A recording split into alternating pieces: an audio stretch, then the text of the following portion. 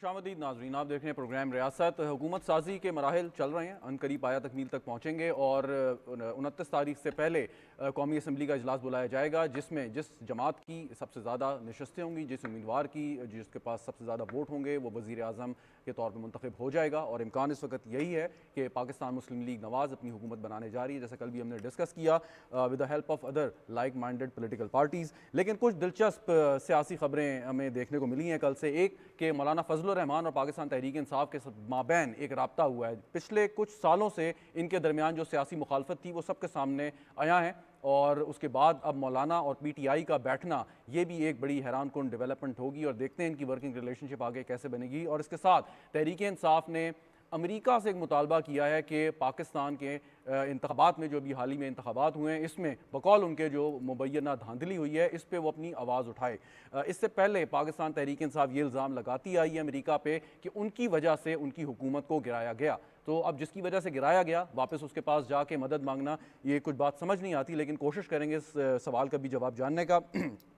मुझे स्टूडियो में ज्वाइन कर रहे हैं डॉक्टर फारूक आदिल साहब, तज्जियाकार हैं, बहुत बहुत शुक्रिया आपका। अब्दुल समद याकूब साहब तहरीक इंसाफ के रहनुमा हैं, आपका भी शुक्रिया। वसीम अब्बासी साहब तज्जियाकार हैं, बहुत बहुत शुक्रिया। कैसर अहमद शेख साहब पाकिस्तान मुस्लिम लीग नवाज़ के रहनुमा हमें ज्वाइन कर रहे हैं लाहौर स्टूडियो से, सर आपका भी बहुत शुक्रिया। नादिर गबोल साहब पाकिस्तान पीपल्स पार्टी के रहनुमा भी हमारे साथ मौजूद हैं। नादिर गबोल साहब आपका भी बहुत शुक्रिया। डॉक्टर साहब क्विकली जी अगर ये बता सकें, ये मौलाना फजलुर रहमान और पाकिस्तान तहरीक इंसाफ का ये जो मिलाप है, या JUI और तहरीक इंसाफ का जो मिलाप है, इसको कैसे देखते हैं?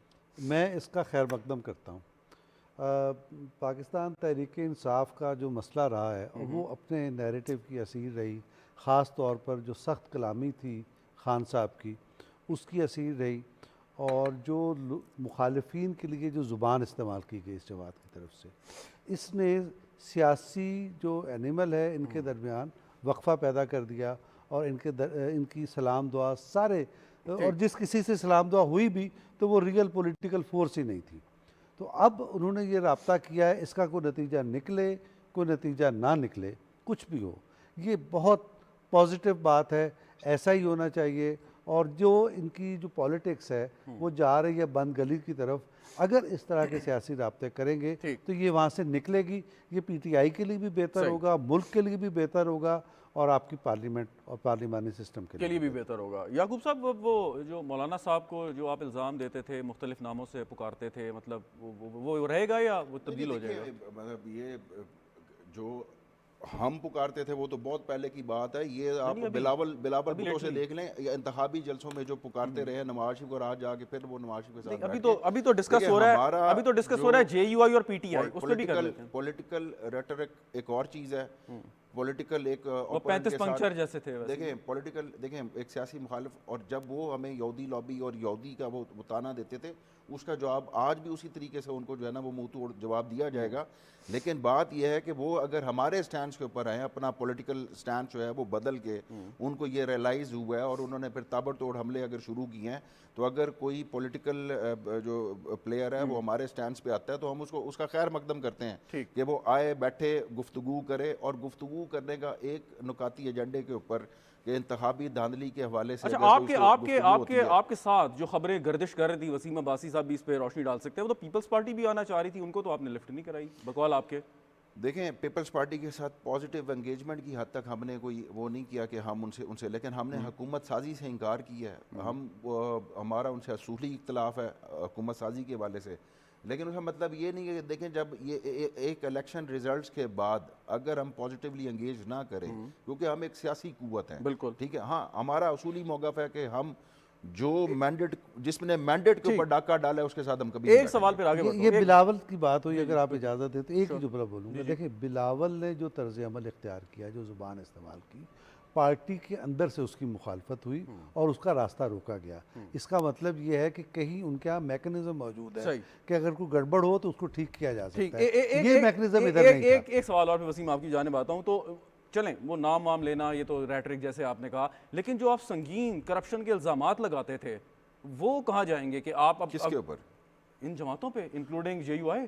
देखें मतलब आप अगर उन्हीं करप्ट लोगों के साथ बकौल आपके, जिन्हें आप करप्ट कहते थे, बैठेंगे तो फिर आपका असूली मौक़िफ़ किधर गया? आपका मसला ये है कि जब हम सोलो फ्लाइट लेते हैं, जब हम अपना मतलब ना तो हम उनके साथ मिलकर इलेक्शन लड़े हैं, ना हम आज अगर हुकूमत साजी या इस मामले में आज अगर हम उनके साथ बैठे या पॉलिटिकली हम उनको गेज करने की कोशिश करें तो तब भी तनकीद, और अगर हम उन पर इल्जाम लगाएं तो तब भी तनकीद। नहीं मैं तनकीद नहीं कर रहा, मैं मैं तो आपको- पूछ रहा हूं, देखिए मैं तो पूछ रहा हूं कि वो करप्ट लोग थे माजी में, आज मेरी सियासत का मकसद आप लोगों को खुश करना नहीं No, है। no, not at all. वक्त की जरूरत है हमारा कि काम तो मुल्क सवाल को करना वक्त है। की जरूरत है वसीम कि अब्बासी। इस वक्त हम ठीक। पॉजिटिवली एंगेज करेंगे। हमारा एक नुकाती एजेंडा Very है इस धांधली के हवाले से और उसके बाद आगे चलने के हवाले से। वसीम अब्बासी साहब, आप भी खैर मकदम करते हैं डॉक्टर साहब की तरह? मैं भी खैर मकदम करता हूँ। मैं समझता हूँ जो इन्होंने बात की है मैं उससे एग्री करता हूँ इन प्रिंसिपल, लेकिन यही बात पीपल्स पार्टी के हवाले से भी की जा सकती है। अगर आप कह रहे हैं कि इलेक्शन के बाद जो रेटरिक्स ख़त्म हो जाती हैं और कोई दुश्मनी तो नहीं होती किसी की भी, तो हुकूमत साजी के लिए अगर बात करते तो भी एक अच्छी एक इब्तिदा होती। उनको कहा भी गया, ज़ाहिर है शहबाज शरीफ साहब ने भी इनको दावत दी थी कि आप भी मिलकर गवर्नमेंट बना लें उनके साथ।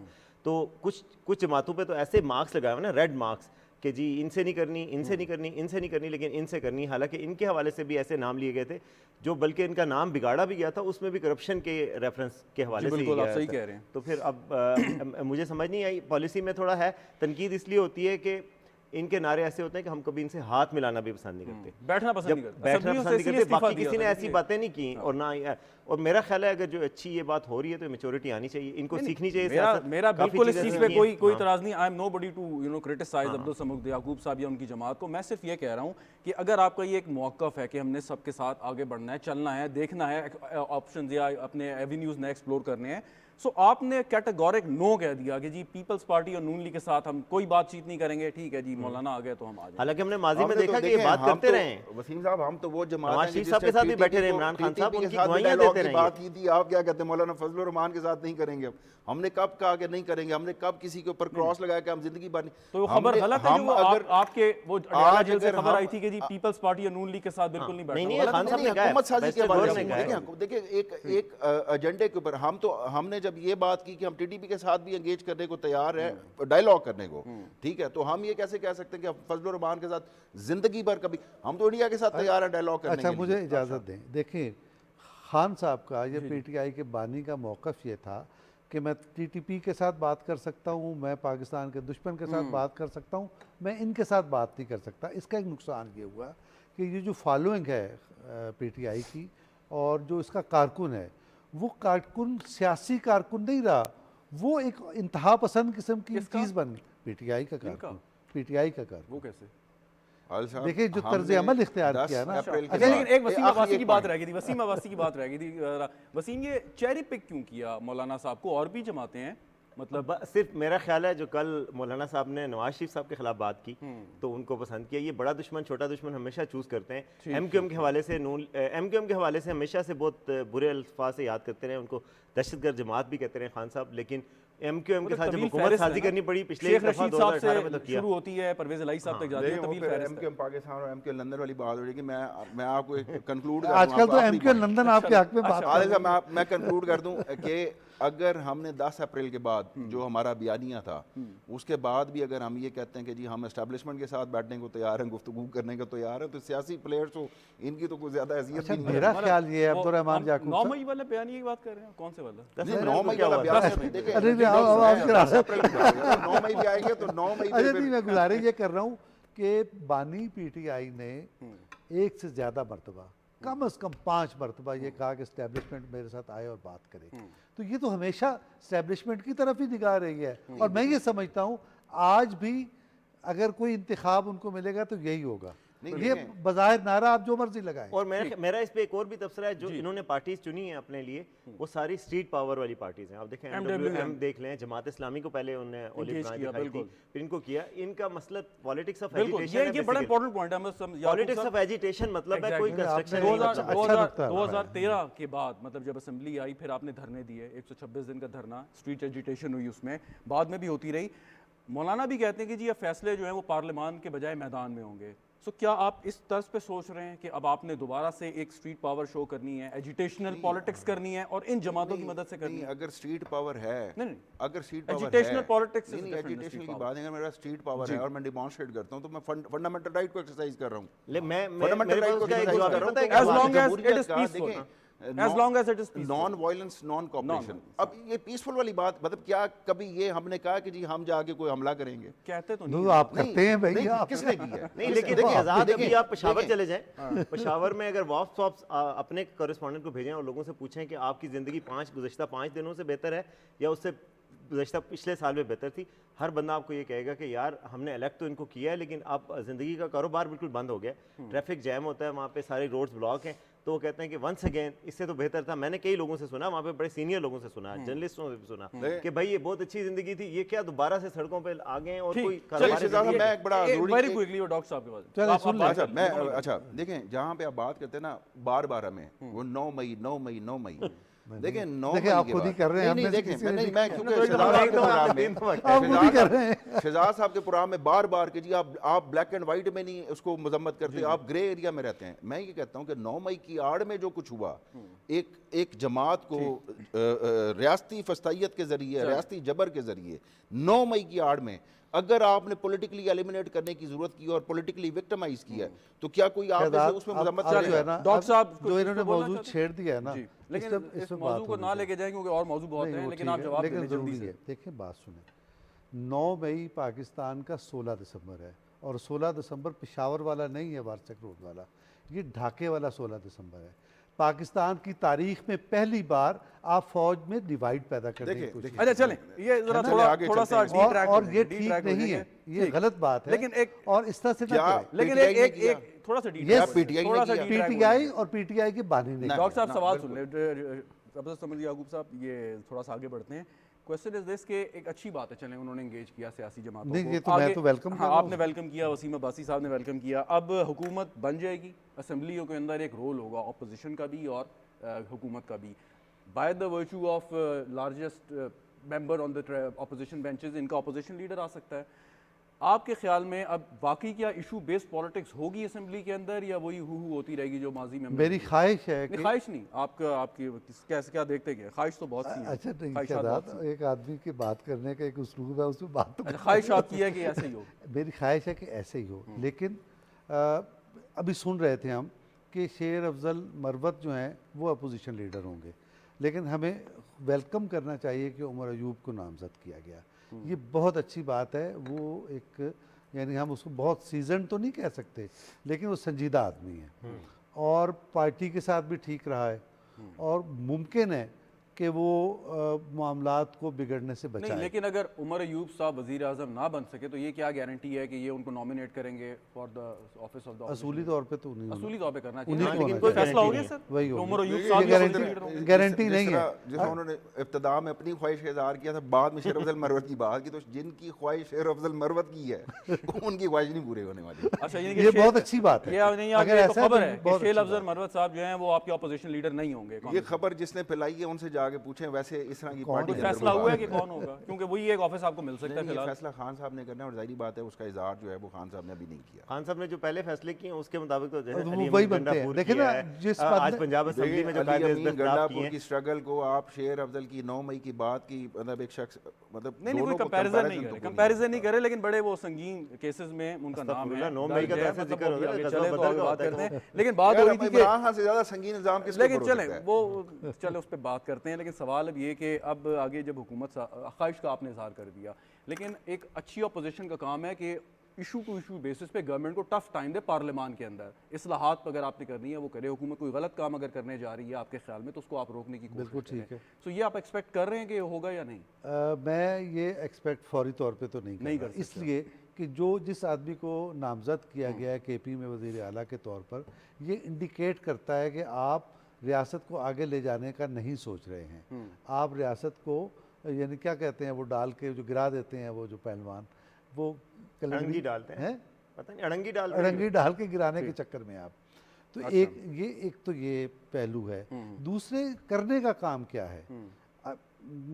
पीटीआई, उसके बानी और जो कोई भी अपोजिशन है, जो भी कोई नाराज़ बैठा हुआ है, उसकी जिम्मेदारी वो इस वक्त ये है कि वो हुकूमत में शामिल हो, सही, वो हुकूमत में शामिल ना हो। उसकी जिम्मेदारी ये है कि पाकिस्तान के जो इस वक्त चैलेंजेस हैं, ख़ास तौर पर इक़्तिसादी, ख़ास तौर पर आपके खारजा ताल्लुकात जो पीटीआई के दौर में तबाह हो गए थे, इन चीज़ों को ठीक करने के लिए ठीक। एक यूनिट के तौर पे काम राइट, करें। बिल्कुल और सही। ये क्या होगा, ये एक तरह का मिसाक जमहूरियत होगा। अगर इस मिसाक जमहूरियत में पीटीआई आती है तो ये पाकिस्तान के लिए इतनी बड़ी खुशखबरी आपने बड़ी होगी, इससे अच्छी बड़ी बात कोई की। खुशखबरी नहीं हो सकती। आप तैयार हैं आने के लिए मिसाक जमहूरियत में? नहीं, मेरा नहीं ख्याल कि मतलब जो जमहूरी रवायात और जमहूरी इक़दार को फॉलो ही ना करे उन पार्टी के साथ हम मिसाक जमहूरियत करें, ये मेरा ख्याल है ये बड़ी मज़ाइका खेज़ बात होगी। और दूसरी बात ये कि देखें, अगर राना सनाउल्लाह वज़ीर दाखिला बन सकता है, ठीक है, मतलब क्या है कि वो सख्त किस्म का उसका स्टैंड था। अगर एक शख्स 5 साल सूबाई वज़ीर रहा, 5 साल या 3.5 साल, पौने 4 साल वफाकी वज़ीर रहा, उसके तो फिर क्रेडेंशल्स हैं, उसके पास एक्सपीरियंस है। मरियम नवाज़ का क्या एक्सपीरियंस है? अगर उसको आपसे सीएम के लिए नॉमिनेट कर रहे हैं तो किसी ने कोई बात नहीं की। वैसे इमरान खान साहब का भी कोई एक्सपीरियंस नहीं था जब वो बने मुख्तार साहब, मैं वज़ीर-ए-आज़म। गुजारिश करता हूँ, लोग वैसे सवाल एक मेरा है कि मैंने खान साहब का भी एक्सपीरियंस नहीं था जब वज़ीर-ए-आज़म कोई बने, तो वो एक्सपीरियंस क्यों है, बने थे? लेकिन इससे बड़ा नहीं, मैं उसका जवाब देता हूँ। एक किस्सा क्या है। किस्सा ये है कि मरियम नवाज़ एक वज़ीर आज़म की बेटी है और प्राइम मिनिस्टर हाउस में बैठ के उसने सीखा है स्टेट क्राफ्ट। नंबर 1, बात करने दीजिएगा। नंबर 2 ये कि वो एक पॉलिटिकल वर्कर के तौर पे वो ज़ीरो से उठी, बिल्कुल जिस तरह आम पॉलिटिकल वर्कर उठता है। जेलों तक गई, मार खाई और अपनी पार्टी को बिखरने नहीं दिया। ये वाहिद मरियम नवाज़ थी। अगर मरियम नवाज़ की कोई जगह और होता तो पार्टी इतनी यूनाइट भी ना होती, इतना वो मुकाबला भी ना कर पाती। तो मरियम नवाज़ का ये क्रेडिट है। आप ये बताएं, आप मरियम नवाज़ पे एतराज़ करते हैं, उस्मान डार किस क्वालिटी पर आया? अच्छा चलें, मैंने इस पे एतराज़ नहीं इंडिविजुअल किया। पर्सनल टैग नहीं मैंने करते। एतराज़ नहीं चलें, किया। मैं तो इतना- चाहता हूँ उस्मान डार की इंडिविजुअल क्या वो नहीं करते, हैसियत है? लेकिन मैं तो एक- चाहता हूँ आगे बने। वक्त की कमी है। मैं तो चाहता हूँ बने। अगला टॉपिक रह जाएगा। अभी आपने जब ये तहरीक अदम एतमाद आई अब्दुल समद याकूब साहब, तो आपने उससे पहले नहीं, उसके बाद में वसीम अब्बासी करेक्ट मी अगर मैं गलत बोलूँ तो, वो एक साइफर लहराया खान साहब ने एक जलसे में और फिर कहा उससे कि पहले ये लग रहा है। उससे तहरीक अदम आ 27 चुकी थी, में। लेकिन नहीं, प्राइम 27 मिनिस्टर में। थे उसके बाद 27 और 27 उन्होंने मार्च को। उन्होंने 27 कहा अप्रैल को। नादिर गबोल साहब ने भी हमें ज्वाइन कर लिया पीपल्स पार्टी के रहनुमा। बहुत बहुत शुक्रिया नादिर गबोल साहब। मैं आपकी जानिब आता हूँ, ज़रा अब्दुल समद साहब से एक सवाल करूँ। तो आपने कहा कि जी ये अमेरिका में बैठ के किसी ने साजिश की है जिसके नतीजे में आपकी हुकूमत ख़त्म कर दी है।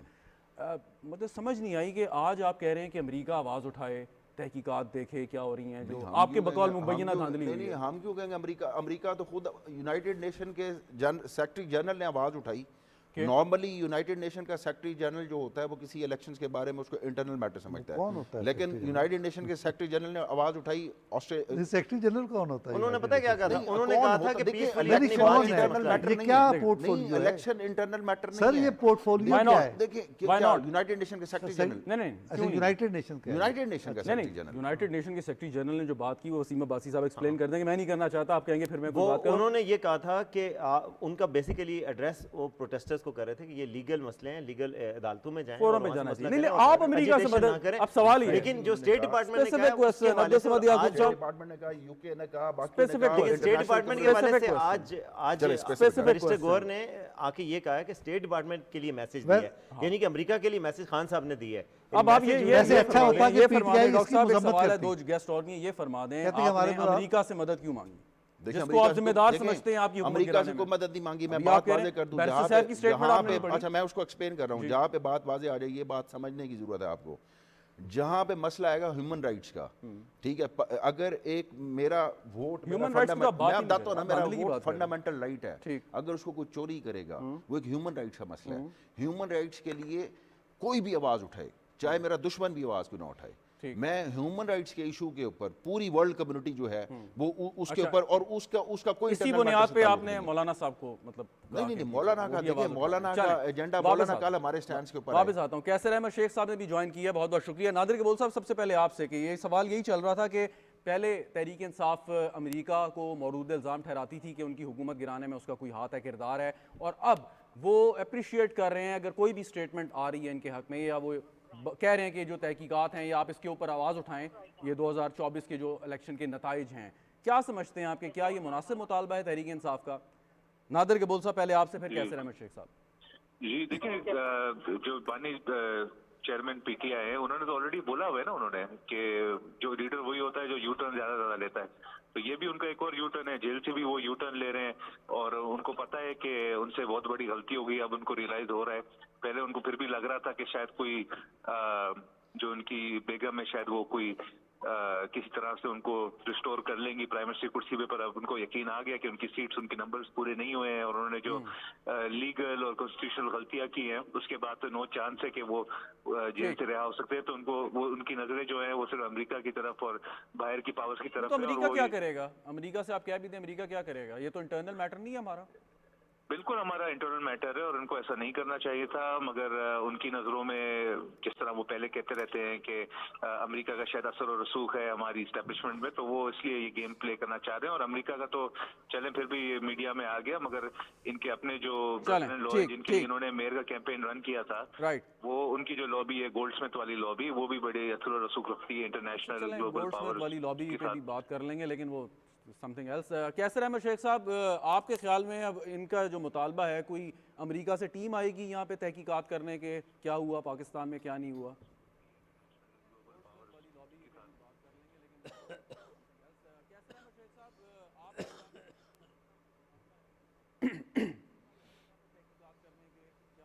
कैसर अहमद शेख साहब, आवाज़ आ रही है? आपको सवाल ये था कि पीटीआई ने एक मुतालबा किया, आपके ख्याल में ये मुनासिब है या अपनी सियासी जंग अपने अंदर अपने मुल्क में ही लड़नी चाहिए?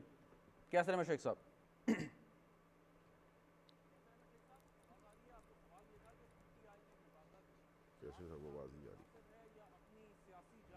इनसे पूछना है। डॉक्टर साहब आप जवाब देते हैं, कैसर अहमद शेख साहब से हम कनेक्ट करते हैं। अच्छा, आप यही जो पीटीआई ने अमेरिका के हवाले से बात की, आपके ख्याल में? देखिए, मैं जितनी तारीख मैं जानता हूँ 79 के बाद पाकिस्तान में, नाम ना पूछिएगा किसने ये कहा था, पाकिस्तान से एक आवाज़ उठी और ये कहा गया कि पाकिस्तान की इमदाद बंद कर दी जाए।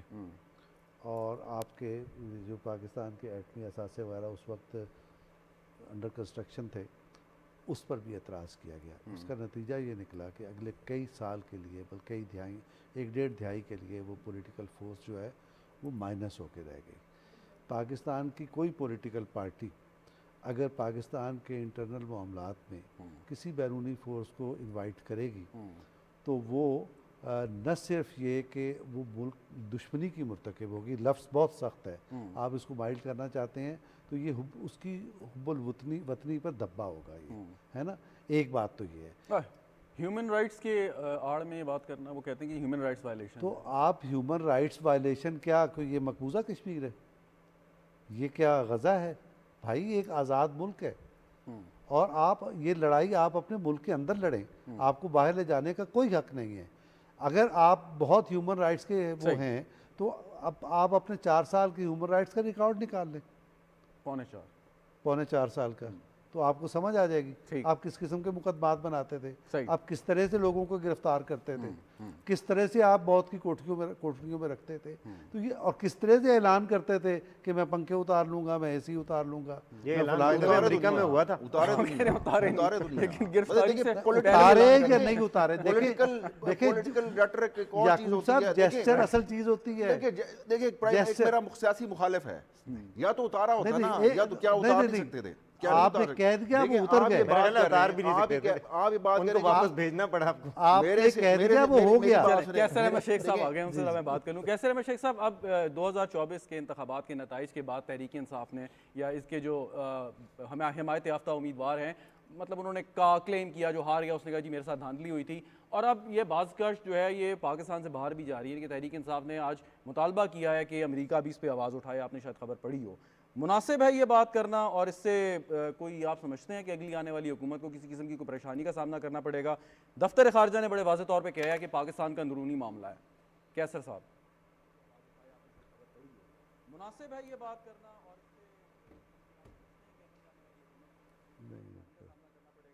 दफ्तर खारजा ने बड़े वाज़ेह तौर पे कहा है कि बिस्मिल्लाहिर्रहमानिर्रहीम।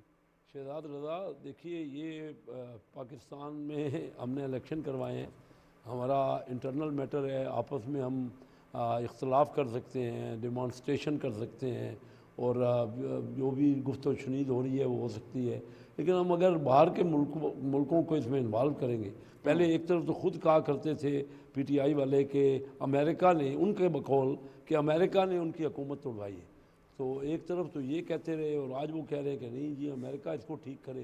तो सोच लें वो क्या करना चाहते हैं। क्या कहना क्या चाहते हैं। यानी एक तो उनको स्ट्रेटजी यही थी और उन्होंने बहुत ज़्यादा उसको प्रोपगेट किया कि अमेरिका ने उनकी हुकूमत को ख़त्म करवाया और एक साइफर भेजा है और ये सारी बातें। तो आज फिर वो अमेरिका को ये अगर कह रहे हैं और उनसे अपनी पॉइंट ऑफ व्यू बता रहे हैं, अपने मुल्क में करें, सारी लोगों के सामने करें। उनको हक हासिल है कि कोई प्रोटेस्ट करना है, कोई पॉइंट ऑफ व्यू देना है, किसी किस्म का एहतजाज करना है, कोर्ट्स खुले हैं हमारे यहाँ और कहीं भी जाना चाहिए। नहीं तो अदरवाइज़ तो फिर इस चीज़ का कोई नतीजा ही नहीं निकलेगा और ना ही कोई मसले का हल होगा। पिछले 5 साल आपने देखा कि क्या हुआ, आपस में झगड़ों में ही गुजर गए ना, एक दूसरे को हम इल्ज़ाम देते रहे और ज़्यादातर चोर डाकू की गर्दान होती रही। तो क्या रिजल्ट निकला? कुछ नहीं ना, इकानमी नीचे चली गई, आम आदमी को नुकसान हो गया, उसकी परचेजिंग पावर ख़त्म हो गई।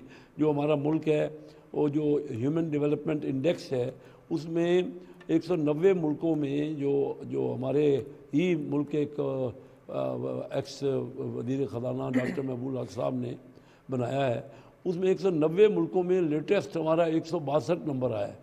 ये जिसमें तमाम चीज़ें होती हैं, उसमें फ़ीकस आमदनी भी होती है, उसमें जमहूरियत भी होती है, उसमें तालीम का मेयार भी होता है।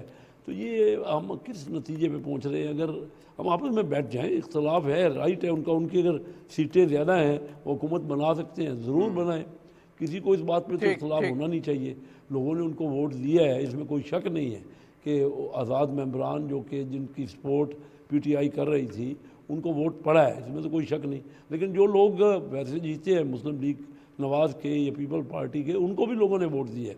तो यही जमहूरियत होती है, यही इलेक्शन होते हैं, इसमें हार जीत होती रहती है। और अगर वो किसी के साथ मिल के हुकूमत बना सकते हैं तो उनका राइट है, जो मेजॉरिटी पार्टी होगी उसको हुकूमत मिलेगी। तो मैं नहीं समझता कि इस किस्म की बात, अगर वो अमेरिका को एहतजाज कर रहे हैं तो ये फिर अपने मुल्क की हैसियत क्या बना रहे हैं, अपने मुल्क की हैसियत कहाँ रह गई। और वो तो बहुत ज़्यादा इस बात को प्रोपोगेट करते थे, नहीं जी हमारे अपने मुल्क की हैसियत होनी चाहिए और बाहर वाले मुल्क हमें डिक्टेट ना करें। तो ये तो आपके सामने है मामला, इस पर मैं और क्या राय दे सकता हूँ। अब्दुल समद याकूब साहब, जी मैं कैसर साहब आता हूँ आपकी जानिब दोबारा। कैसर याकूब साहब ये फरमाएं कि इलेक्शन हो गया, उसके बाद अगर किसी को कोई शिकायत है उसका एक पूरा एक मैकेनिज़्म दर्ज है, यानी आपके पास ट्रिब्यूनल है, एपेलेट ट्रिब्यूनल्स हैं, आप उसके पास जाएंगे, उसका फैसला आपको मंजूर नहीं होगा तो आप एपेलेट फोरम पे जाएंगे, हाई कोर्ट जा सकते हैं, फिर सुप्रीम कोर्ट जा सकते हैं। ये जो आप डायरेक्टली ऊपर चले जाते हैं, मतलब आपने हाई कोर्ट में जाके पिटीशंस दायर कर दी, ये कुछ समझ नहीं आया कि पहला वाला ऑप्शन आपने एग्जॉस्ट कर नहीं किया और आप आगे चले गए। बुनियादी तौर पर पहली चीज़ जो समझ नहीं आ रही ना, या शायद मैं आप लोगों का, आप कह रहे हैं कि जी ये इंटरनल मैटर है। नहीं, मैं उसको क्लैरिफाई कर दूं। अगर इंटरनल मैटर होता, आप कभी भी इंटरनेशनल ऑब्जर्वर्स को बुला के अपना इलेक्शन ना दिखाते कि हम transparent, free and fair election करा रहे हैं। दुनिया में चाहे बांग्लादेश में इलेक्शन 35 मुल्कों में इलेक्शन होने जा रहे हैं, इलेक्शन ईयर करार दिया जा रहा है 2024। आपके मुबस्सिर भी दुनिया भर में जाएंगे, आप भी अमेरिका के इलेक्शन के ऊपर आवाज़ उठा सकते हैं, ठीक है। तो ये कहना कि ये इलेक्शन जो है ना इंटरनल मैटर है, अगर किसी के मैंडेट के ऊपर डाका पड़ गया है तो इंटरनल मैटर है, तो दुनिया कमेंट नहीं कर सकती। ये तो इंतहाई इलॉजिकल किस्म कमेंट।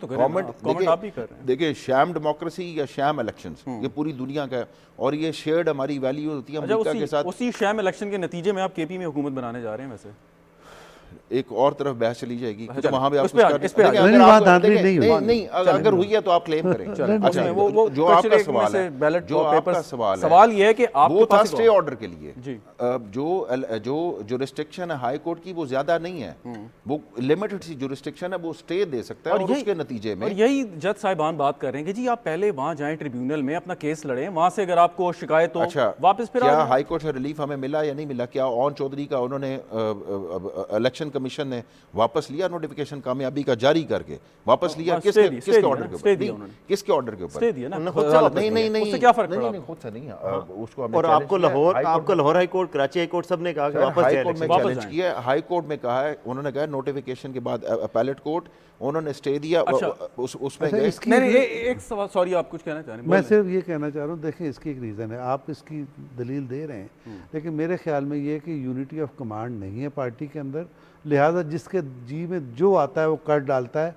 किसी पॉलिसी के तहत, हिकमत अमली के तहत नहीं हो रहा है, और आदिल साहब, इससे देखिए, मैं मुसलसल कैंडिडेट पार्टी हूँ, को मैं नुकसान है। कैंडिडेट वैसे हूँ, stay मुझे order- रिलीफ, मुझे कोई पार्टी नहीं कहेगी कि मैंने अपील करनी है। मैंने हाई कोर्ट, बैरिस्टर तैमूर ने अगर की अपील, एक strategy बैरिस्टर तैमूर है होनी खुद, चाहिए। नहीं ये कौन रोक सकते, बैरिस्टर तैमूर जो है वो खुद अग्रीव्ड पार्टी है, वो कानूनदान है, उसने जाके अपना वैसे मुकदमा जो है एक हाई ऑन कोर्ट अ में लाइटर कर दी। On a lighter note, stay order के तो आप बड़े एक्सपर्ट हैं वैसे, कि वो कासिम सूरी साहब पौने 4 साल स्टे ऑर्डर पे ही रहे ना डेप्यूटी स्पीकर, ऐसे ही था। खैर चलिए, लेकिन सवाल ये है कि आप मतलब अगर स्टे ऑर्डर ना भी मिलता, ट्रिब्यूनल आपके हक में फैसला कर देता, फिर भी आपके हक में फैसला होता, मतलब ये स्टे उसका अभी आप उसका शुक्र फैसला करें, रुकवा के क्या अभी मिला आप शुक्र करें कि हम जो है लीगल बैटल लड़ रहे हैं। दैट इज फाइन, होना अगर भी हम चाहिए। इलेक्शन कमीशन के बाहर आ जाते ना तो फिर क्या होता?